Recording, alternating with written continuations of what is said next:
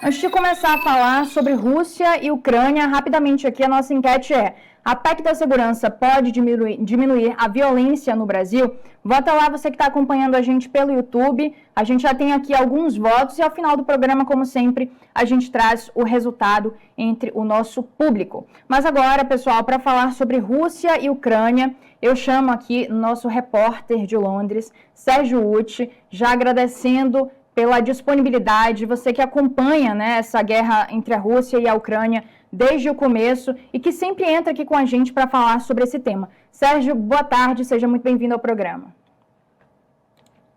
Oi, Lara, boa tarde para vocês aí no Brasil, boa noite para quem nos acompanha em outra parte do mundo, outras partes do mundo, 8 da noite aqui em Londres.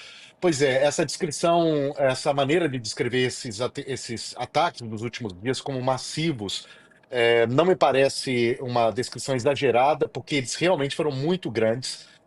O que aconteceu ontem, por exemplo, quando a Ucrânia atacou vários alvos na Rússia, principalmente alvos militares, aeroportos, bases militares, indústrias, fábricas de mísseis e munição.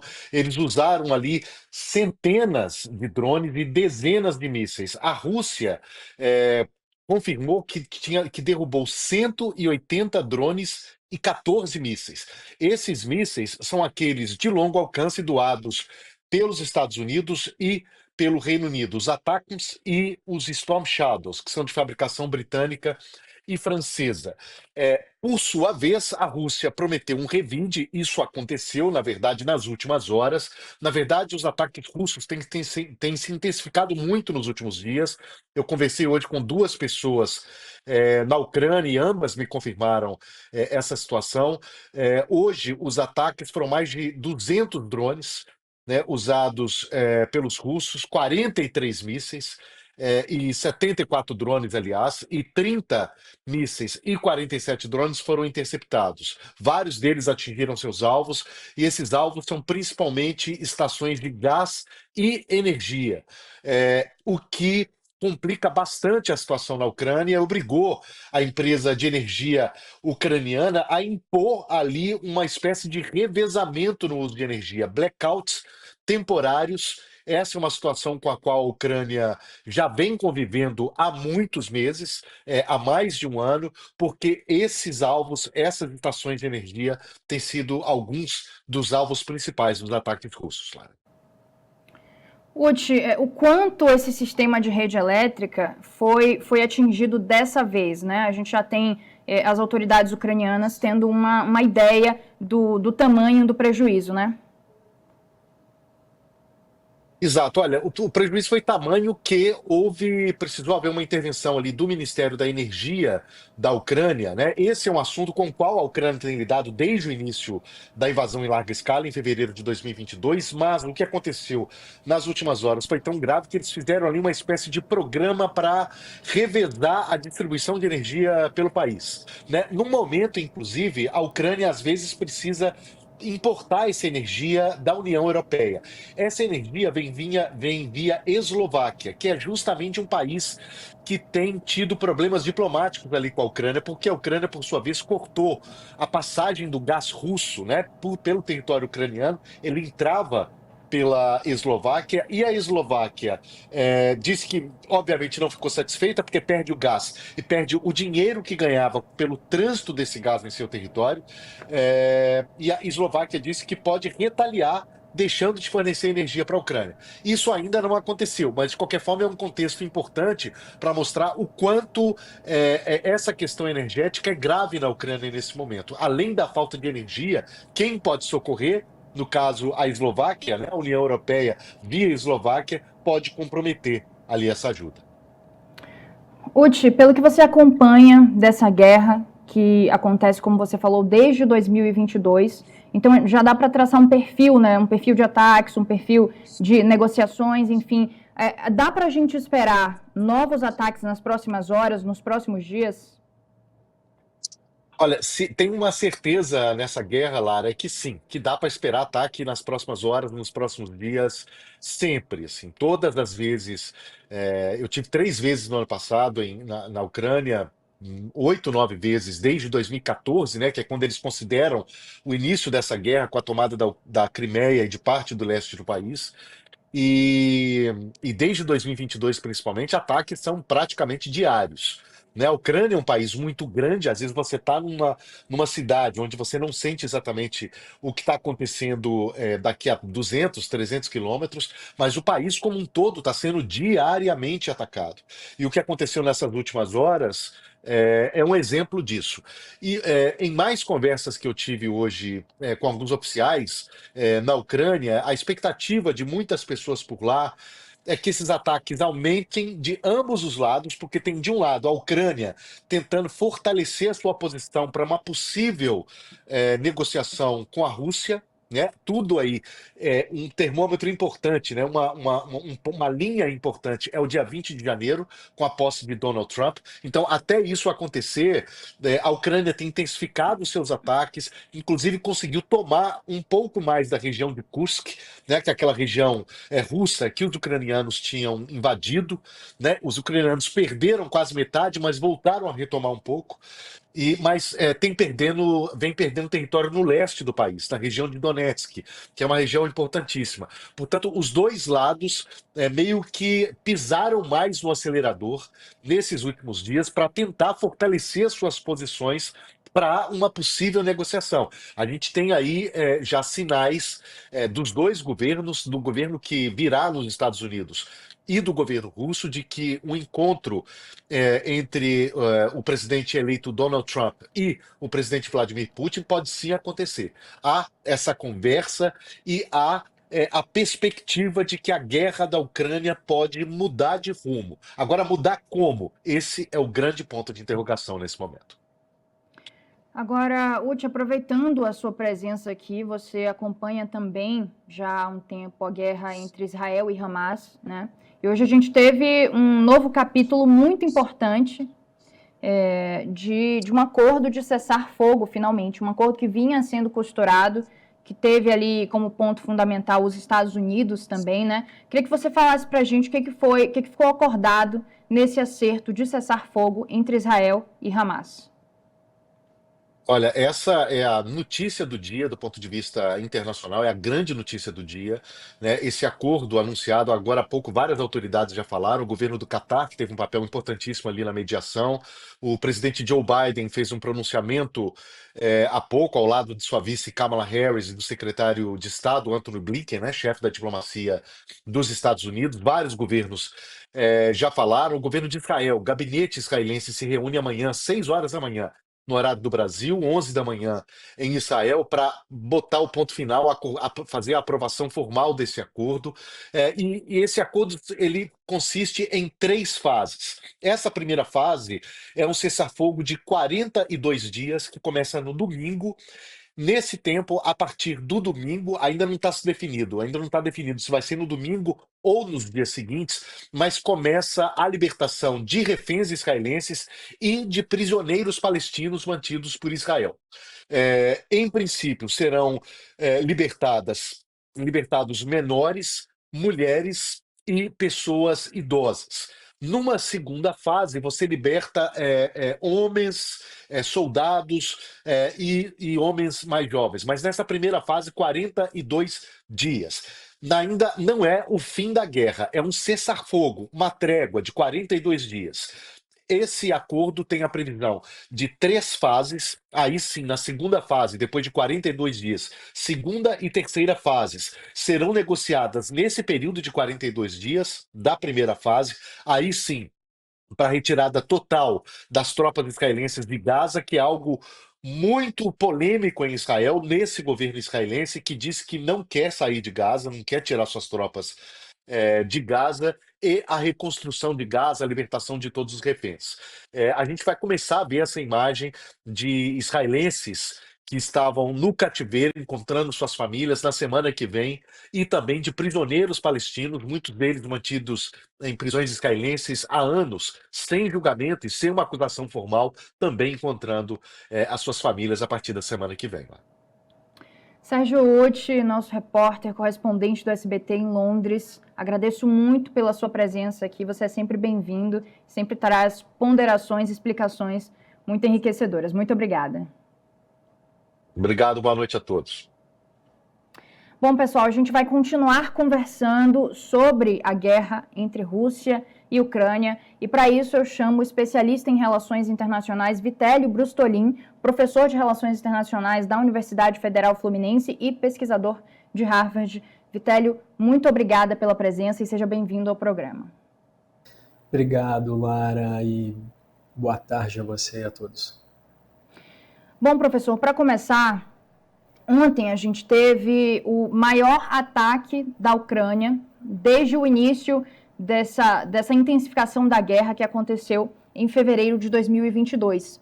Esse maior ataque da Ucrânia à Rússia e essa retaliação também em um bombardeio massivo russo significa que a gente pode esperar uma escalada dessa guerra a partir de agora?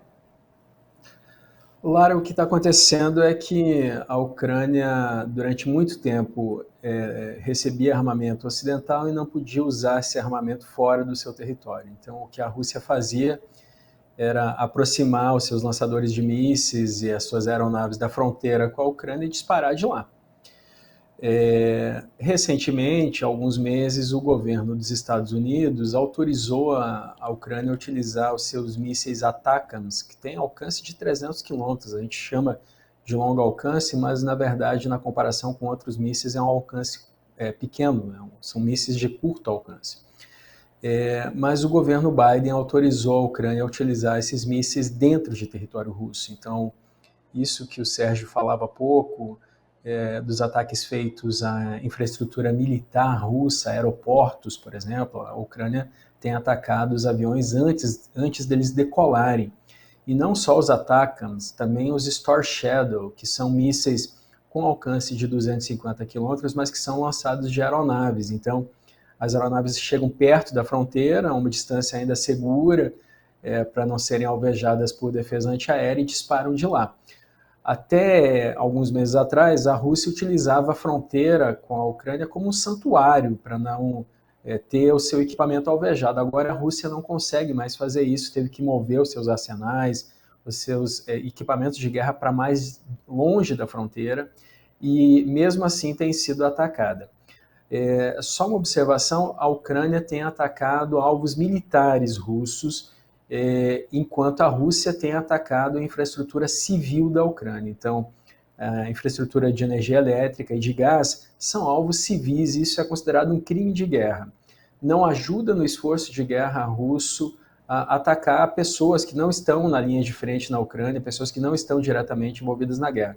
Na verdade, o Putin vem fazendo isso desde o início dessa guerra, em todos os invernos, para tentar arrefecer, para tentar enfraquecer a força de vontade da população ucraniana de resistir, mas a Ucrânia vem resistindo, como nós percebemos com essa guerra, que já se aproxima de um novo aniversário no dia 24 de fevereiro deste ano, Lara. Agora, professor, a gente viu no fim do ano passado um acordo de cessar-fogo entre Israel e Hezbollah. Agora, hoje a gente teve essa notícia do acordo de cessar-fogo, de uma troca de ataques que acontece até há bastante mais tempo do que entre Israel e Hezbollah, que é Israel e Hamas. Por que é mais delicado, por que é tão difícil de se conseguir um acordo de cessar-fogo entre a Rússia e a Ucrânia? Porque a Rússia quer a soberania da Ucrânia. A Rússia quer que a Ucrânia seja o que é Belarus, que é um estado fantoche da Rússia. A Rússia quer mudar o governo da Ucrânia, não quer que a Ucrânia tenha um exército, e nem que a Ucrânia participe de outros acordos, nem com a União Europeia, nem com a OTAN. Na verdade, a Ucrânia não poderia ter ingressado na OTAN, porque está em guerra desde 2014, na Crimeia. A OTAN não pode aceitar países em guerra, não podia em 2014, não pode agora. Então, a desculpa do ingresso na OTAN foi apenas uma desculpa de guerra. A guerra do Putin é uma guerra de anexação de território. Não é a primeira vez que isso acontece.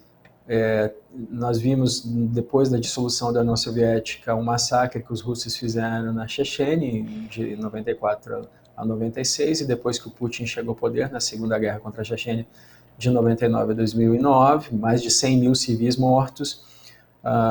Nós vemos a Rússia avançando sobre territórios na Geórgia, na Ossétia do Sul e na Abcásia, a Rússia na Transnistria, que é o território da Moldóvia.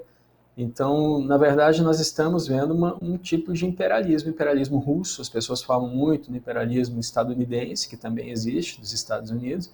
Existe também o imperialismo chinês, no Mar do Sul da China, projetando poder naquela área, transformando ilhas em aeroportos, invadindo o mar territorial de outros países. E nós vemos o imperialismo russo sendo projetado sobre a Ucrânia e os países bálticos, ali a Estônia, Letônia, Lituânia, e também ameaçando a Polônia, Lara. Professor, diversos países do mundo, inclusive países muito poderosos, estão envolvidos nessa guerra e também já tentaram se mobilizar para resolver esse embate, né?